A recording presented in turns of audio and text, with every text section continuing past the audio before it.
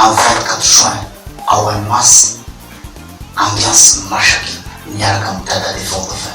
Voanvo, aluhan fit pequenina de Simaragashi, atoska, cool, na dia tungava mar, ambiance beio, nyamto ko efa mafana tena fit beio zadino Ouamas, miaraka mtada de Vodafin am 24 juin.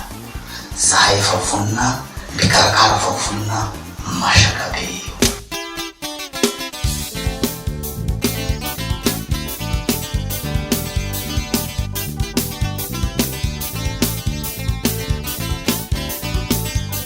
Allô, ici c'est Fenouang.